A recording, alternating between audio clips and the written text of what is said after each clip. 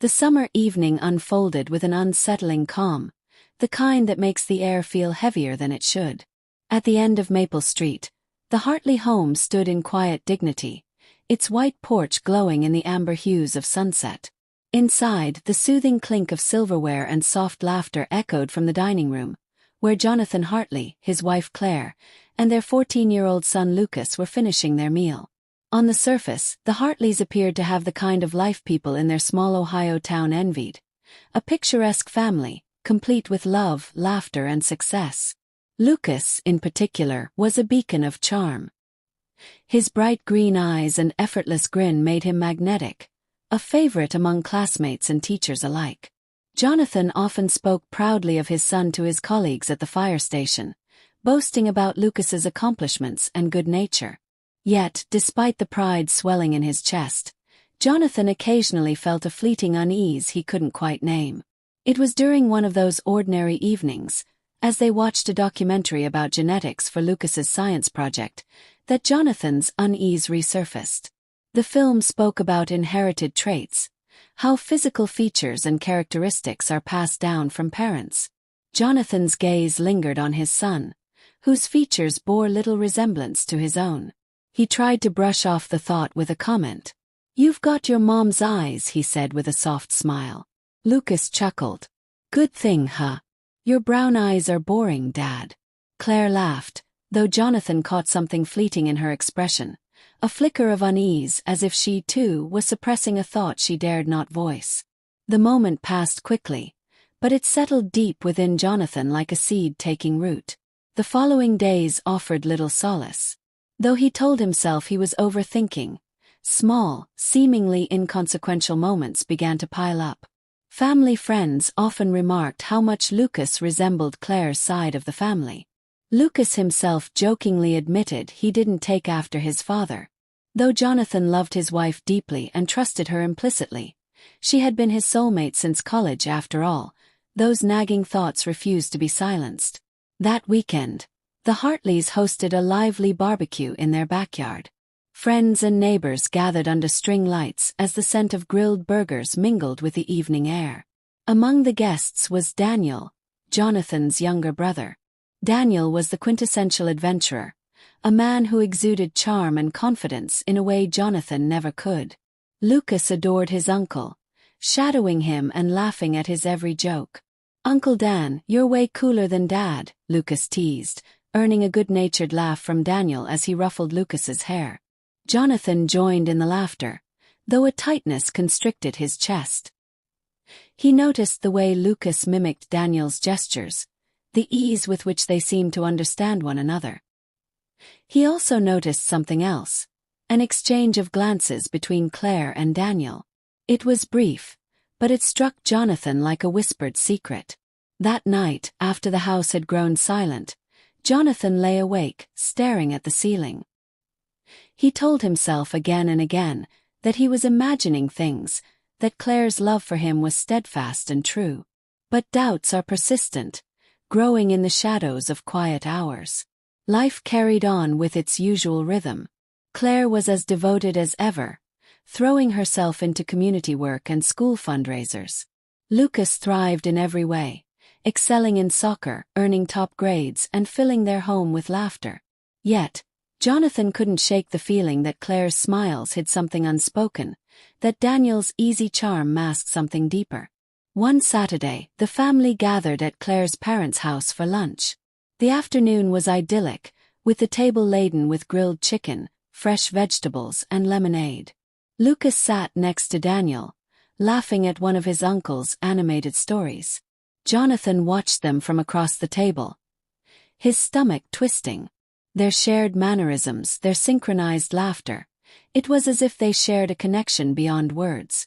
Later, as the sun dipped below the horizon, Jonathan lingered on the porch with Claire's father. The older man handed him a cup of coffee and gave him a knowing look. "You've been quiet today," he said gently. Jonathan managed a small smile. "Just thinking." But the thinking turned to dread when a phone call shattered their routine days later. Lucas had collapsed during soccer practice, and Claire's panicked voice pulled Jonathan from the fire station.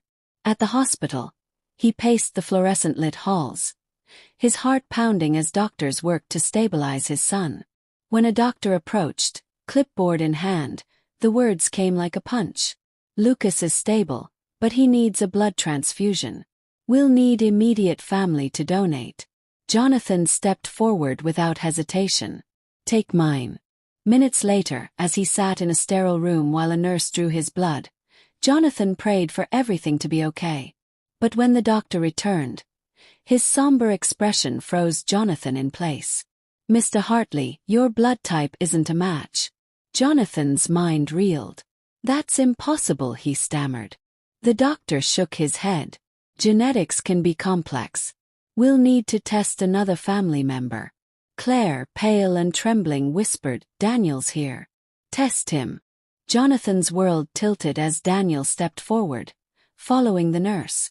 Time stretched unbearably until the doctor returned, his expression unreadable. "Your brother's blood is a perfect match," he said quietly.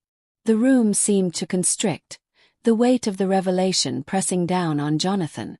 Claire's hand flew to her mouth as tears welled in her eyes. In the sterile silence of the hospital, the unspoken truth hung between them, undeniable and irrevocable.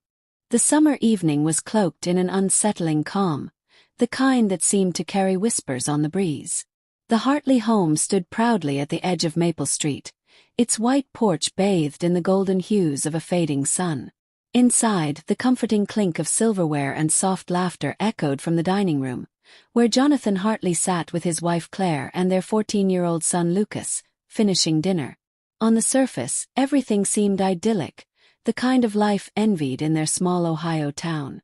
Lucas, with his bright green eyes and charismatic smile, was a magnetic presence. He excelled at school, thrived in sports, and charmed everyone who crossed his path. Jonathan often told his colleagues how fortunate he was to have such a son, proudly recounting Lucas's accomplishments. But behind the warmth of family life, an inexplicable unease gnawed at Jonathan's peace, a fleeting yet persistent sensation, like a shadow that flickered and disappeared before it could be confronted. That unease deepened on an otherwise ordinary evening as the family watched a documentary about genetics for Lucas's science project. The narrator spoke about inherited traits, describing how physical features passed from one generation to the next. Jonathan glanced at Lucas, noting the boy's striking features, so different from his own. "You've got your mom's eyes," Jonathan said with a small smile. Lucas grinned, brushing the comment off. "Good thing, huh? Your brown eyes are kind of boring, Dad." Claire joined in the laughter, but Jonathan caught a fleeting look in her eyes, a momentary flicker of something that vanished as quickly as it appeared.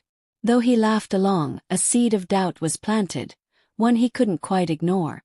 Days turned into weeks, yet the doubt lingered.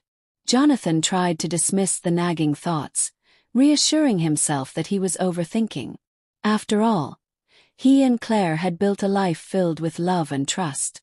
She had been his soulmate since college, unwaveringly loyal and devoted. Still, small details from the past crept into his mind. Family friends commenting on Lucas's uncanny resemblance to Claire's side, Lucas joking that he didn't take after his dad at all. The moments seemed trivial, yet they gathered weight in Jonathan's mind. The turning point came weeks later. Lucas collapsed during soccer practice, and Claire's panicked voice on the phone jolted Jonathan from his duties at the fire station. He raced to the hospital, his heart pounding as he burst into the emergency room. The sterile smell of antiseptic and the hum of machines filled the air as doctors worked to stabilize Lucas. "Lucas will need a blood transfusion," a doctor explained, clipboard in hand. "We need immediate family to donate." Without hesitation, Jonathan stepped forward. "Take mine," he said firmly. He followed the nurse into a small room, where his blood was drawn. He sat quietly, his thoughts consumed by Lucas's well-being.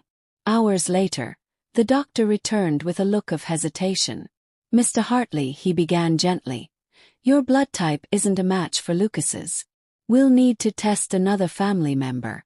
Jonathan froze, the words sinking in like a stone in water. "That's impossible," he said, his voice barely above a whisper.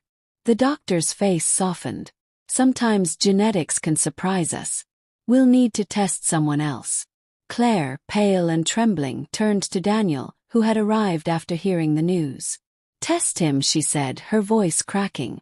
Jonathan watched as his brother stepped forward. Time seemed to stretch unbearably, each second heavier than the last. When the doctor returned, his somber expression told Jonathan everything. Daniel's blood is a perfect match, he said quietly. The words echoed in the room, striking like a thunderclap. Jonathan's mind reeled. He turned to Claire, his voice low and raw. How is this possible? Claire's face crumbled. Jonathan. He didn't let her finish. Tell me the truth. Is Lucas my son? Claire's silence was an answer in itself. Jonathan turned to Daniel, his stomach twisting with dread. Is it you? Daniel's face was pale, his voice trembling as he stammered. I never meant for this to happen. Claire broke into sobs, collapsing into a chair. It was a mistake, she whispered. A week before the wedding. Jonathan, I was scared. A mistake. Jonathan's voice cracked, his chest tightening as fury surged through him. 14 years of lies. That's more than a mistake. The room exploded with tension. Jonathan slammed his fist against the desk, the sound reverberating as a framed photo crashed to the floor. Claire's sobs grew louder as Daniel stood frozen, guilt etched across his face. You let me build a life around a lie, Jonathan said, his voice heavy with betrayal. He turned to his brother, his glare sharp enough to cut. You're my brother. How could you? Daniel opened his mouth to speak, but no words came. Jonathan stormed out, the echo of his footsteps fading down the sterile hallway. 4 days, Jonathan disappeared. His phone flooded with calls and messages. He drove aimlessly until he found himself at a small motel, its flickering neon sign offering the solitude he craved. Meanwhile, back at the hospital, Lucas recovered quickly, though his innocent questions about his father's absence left Claire at a loss for words. He's not mad at you, she assured him, her heart breaking. Sometimes grown-ups just need time. When Jonathan finally returned home, the house felt foreign. Claire sat at the kitchen table, her eyes red from days of crying. She stood when she saw him, hope flickering in her gaze. I thought you'd never come back. I didn't come back to stay, Jonathan said flatly. I came back for Lucas. Upstairs, Lucas's face lit up when he saw his father. Dad, he exclaimed, his grin spreading wide. Jonathan forced a smile, sitting beside him. Hey buddy. How are you feeling? Better. Are you staying? Lucas asked, his voice hopeful. Jonathan's throat tightened. I'll always be here for you, he said softly. No matter what. In the months that followed, Jonathan moved into a small house across town, creating a space for Lucas filled with love and familiarity. Weekends became their time, filled with laughter and adventure, even as the family they had known splintered. Claire sought therapy, determined to face her mistakes and rebuild. Daniel left town, burdened by guilt he couldn't escape. On a quiet evening, Jonathan sat on his new porch, the sky painted in hues of orange and purple. His best friend Ben joined him, carrying a 6-pack of beer. They sat in comfortable silence until Ben spoke. You did the right thing, you know. Jonathan nodded slowly. No. But it doesn't make it hurt any less. Ben raised his bottle in a toast. To healing one day at a time. Jonathan clinked his bottle against Ben's. To starting over. Sometimes the truth shatters everything. But from broken pieces, resilience can craft a life built on honesty. A new beginning, however imperfect.